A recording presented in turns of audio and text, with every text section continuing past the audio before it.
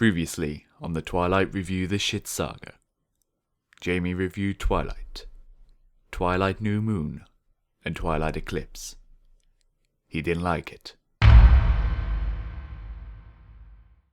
Twilight Breaking Dawn Part 1. Yes! Nidio, let's get this over with! We open up with Jacob and he's not too happy he's received an invitation to Bella and Edward's wedding, along with Bella's parents, and we get a glimpse into Bella's suffering. You just have to break them in. I've been breaking them in for 3 days. Oh no, the shoes are too tight! Oh. That night, Edward and Bella are talking about his past when Edward brings up his turning. Turns out he rebelled by killing murderers rather than women. That's it. How rushed was Edward leaves in preparation for the wedding tomorrow. Come on, pal, we got strippers. Guys, I thought I said she's blonde with huge tits. What are we waiting for? Strippers! The next day they get married. I'd like to propose a toast to my new sister. Bella, I hope you've gotten enough sleep these last 18 years, because you won't be getting any more for a while. Giggity giggity, giggity goo. Stick around. Jacob shows up in the woods to not cause any issue. It's kind of you. Kind is my middle name. Wait a minute.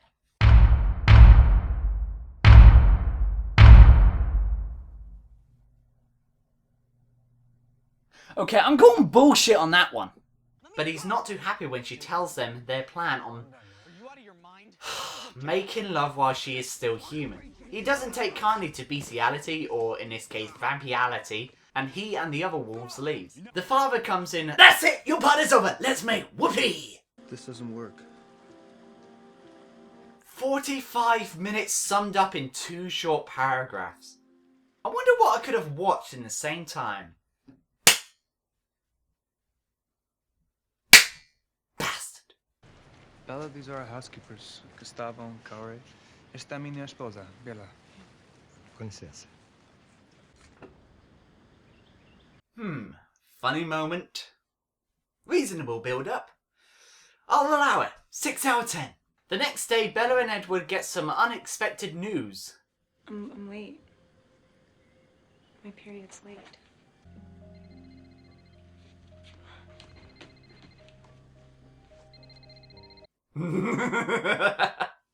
Just look at his face. I don't know, I'm a little worried. Can vampires go into shock? Has Edward been off? I know that it's impossible, but I think that I'm pregnant.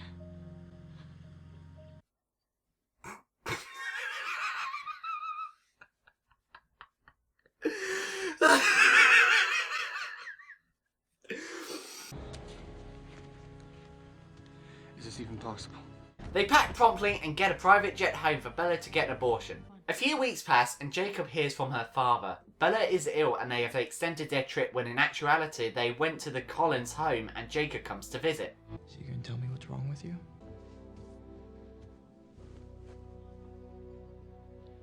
A couple of weeks? She looks 7 to 8 months! Pregnant? Of course I'm not pregnant. Do I look pregnant?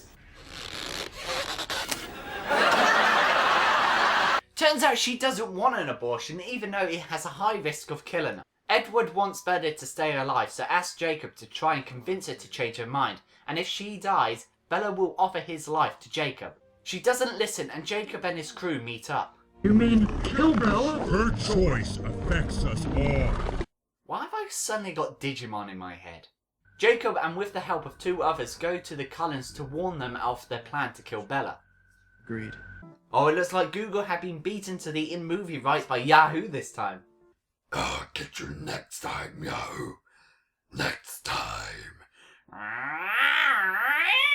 Edward looks up images of a vampire child and it worries him more, and during Bella's checkup at home, I know he's a doctor, but how the hell has he got all of this equipment?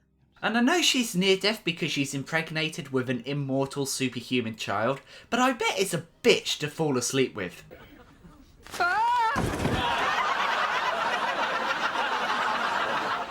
Ah, darling, it's kicking.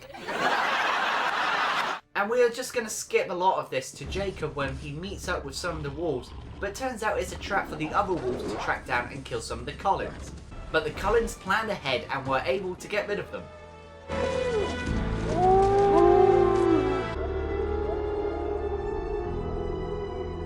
You played us! The same night, Bella tries walking, but her back breaks and forces the Cullens to get the baby out, and it looks like the baby is normal, but Bella dies. This is your celebration. Celebrate good times, come on! I will. Let's celebrate. In an attempt to bring Bella back from the dead, Edward injects her with some of his venom, but it doesn't seem to be working. And Jacob looks like he's set to kill the child, but visions the child grown up and changes his mind.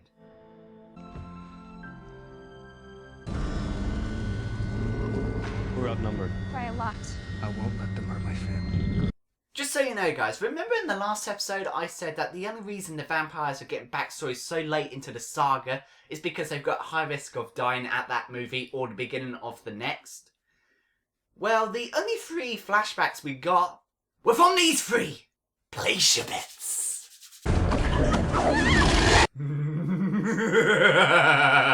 But Jacob has to ruin it by stepping in. They can't hurt her. Whoever her wolf imprints are can't be harmed.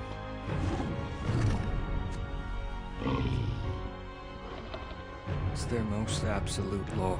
They back off and go to clean Bella off after biting him in an attempt to revive her as a vampire. The end. Not much to say about this movie at the moment, guys, so let's just get right on with the next movie. Wait! Then torture!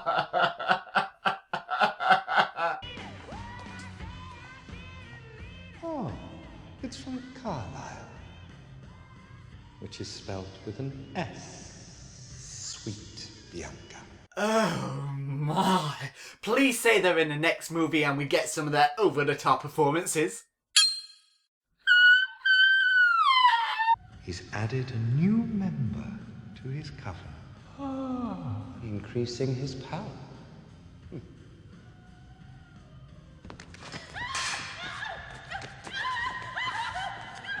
Okay, that's the true ending. As you can tell, guys, that movie was just nothing but padding in an attempt to stretch out the book to 2 movies.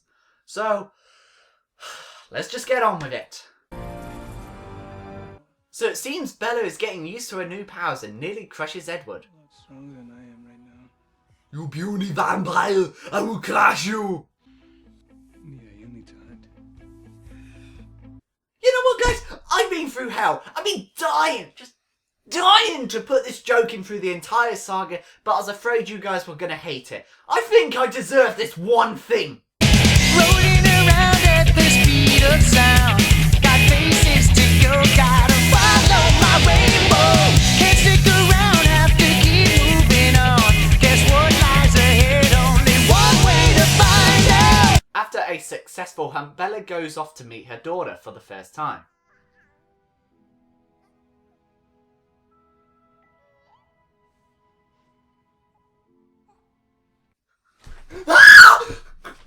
What the fuck? So yeah, they've got a CGI baby. It baffles me why when the baby doesn't, well, do anything. I would understand if it talked or it had vampire teeth, but it doesn't.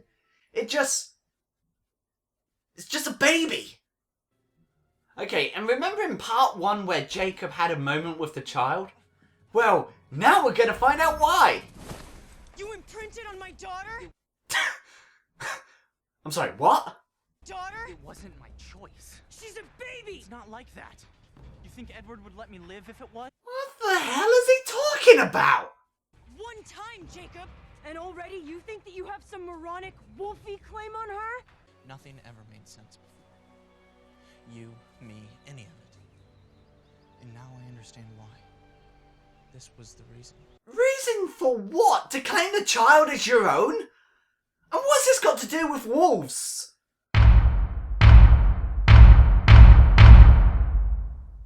That is so stupid. This is basically an arranged marriage. The next day, Jacob goes to speak to Charlie and has to come clean about his abilities, try and ease him into Bella's new life, and invites him round to see her, and they have a touching moment. Really, you don't.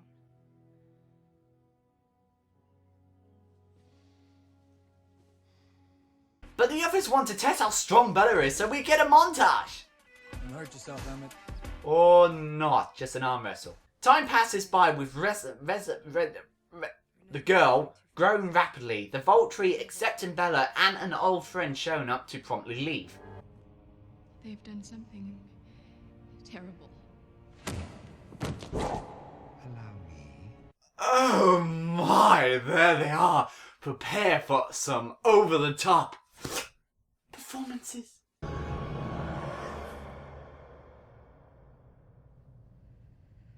my.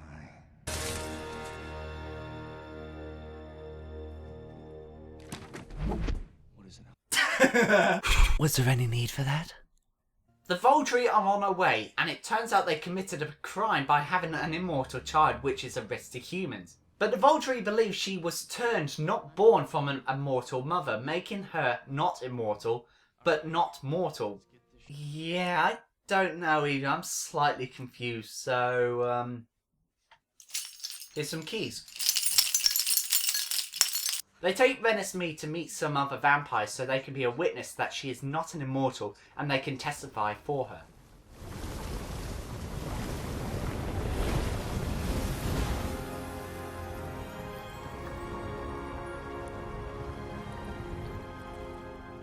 I'd like to hear about it.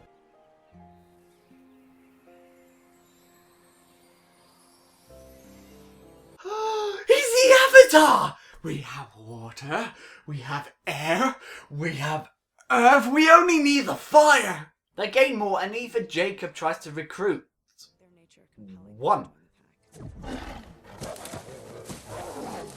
Hey, easy there. Hey! So the rest of the movie is just training, gathering allies and waiting for the Volturi's arrival. Time passes and the moment has arrived. Will the Volturi just blatantly kill everyone, or will they come to an understanding? I don't care. She is not an immortal. See the flush of human blood in her cheeks. Artifice. I will collect every facet of the truth. Oh, will you? They extract information from Edward and wishes to meet the girl. Immortality becomes you. Immortality becomes of you, Master Luke. I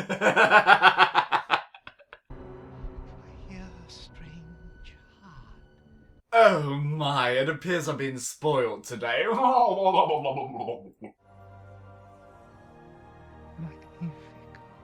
So the girl shows him the truth and kills the informant for wasting their time. Maintaining our secret has never been more imperative. Luckily, Alice's powerful future-seeing ability will change. You still won't change your decision. And we get a very epic, intense, and enjoyable fighting sequence.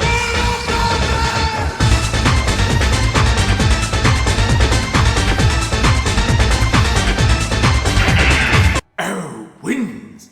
Fatality. Okay, you did not just ruin this kick-ass fighting sequence with a stock cartoon scream. You totally did. Okay, only something so insanely awesome will redeem you.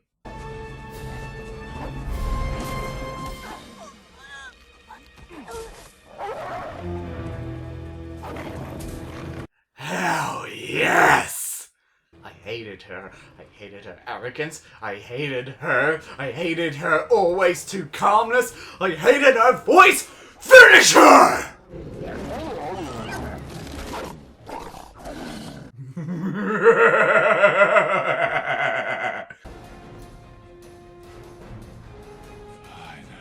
You're a bad guy. But your kick-ass voice implies you're about to do something so amazingly awesome. What do? Fucking nothing! Arrow is pissed, but he finally dies a fiery death. Guys, I am not gonna lie, That was kick-ass! It was fun, and it was...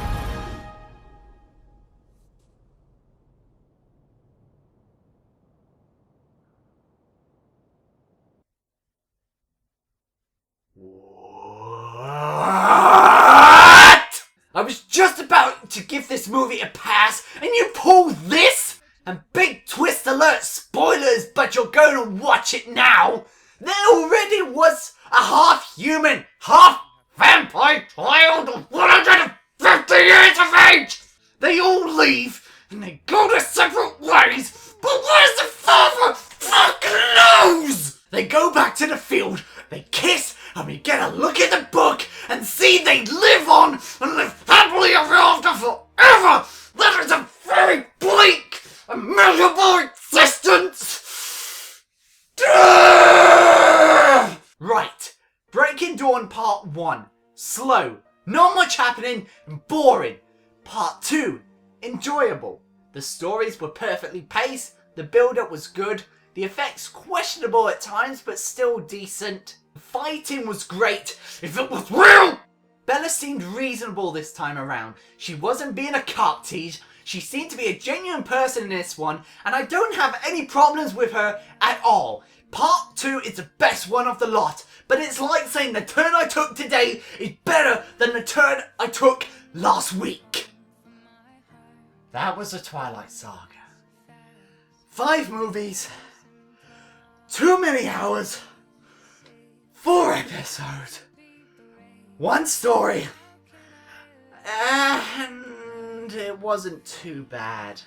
The story, typical. Screenplay was not great as characters and plot sometimes gets pushed to his side with no real explanation. The action, okay with the exception of the great non-existent battle in the last one. The mythology, not explored enough. The corny love, I can't judge it, it's not my type of movie. The acting, cardboard-like at times. The characters, oh my god, you are so annoying. Not the most inspirational bunch. Where's the father? Fuck him, that's where. Did you know Twilight was rejected by 14 different publishers because they thought it was terrible? Well, they did, and I guess the 15 times the charm. Are these movies good? Not at all. But the audience isn't the people who claim it to be the biggest piles of crap in their lives. It's the people who enjoy love movies or chick flicks. That's why films like Love Actually earn money but are panned by critics. It's not a good excuse to have bad movies, but the point I'm trying to make is, why don't you hate movies like Love Actually? Is it because you came to assume that fantasy action is all Star Wars, Game of Thrones or X-Files? Twilight is no different from any other chick love flick, it just has some dark supernatural fantasy elements to it. But I can already hear all the guys ranting and raving at the conclusion of this review, so let me just put it to all the guys this way. If this was a lesbian porno, would you watch it then? Exactly. Now that I think about it, each movie has different styles. Was it an intention or was it because of the book? Twilight, Love at First Sight. New Moon, Sadness. Eclipse, Fighting for Those You Care. Breaking Dawn Part 1. Family, Breaking Dawn Part 2. Hope and Eternal Happiness. And each book had different directors. Was it their plan all along? Were they smart enough to give us a journey we would remember because by showing us our journey is the same as theirs? That we would find love. There will sometimes be times when we are sad. We have people who will fight for us and we will do the same for them. That no matter what situation you are in, you have family and friends who will take your hand. And hope and eternal happiness is in our reach if we are willing to do what we can to get it. Nah! The cop-out dream ending just throws all that shit out the window! The real message is, do nothing. Do nothing and you can live like the blood-sucking monster you truly are. It's over. It's finally over.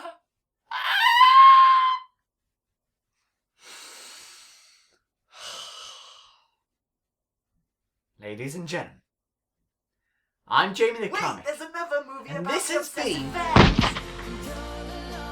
the Twilight Review the Shit Saga. Thank you guys for watching. Catch you on the next episode.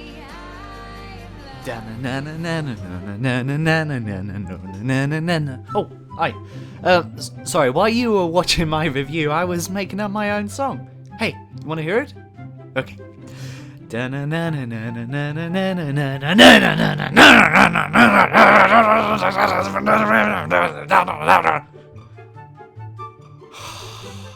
I need to rethink about my career.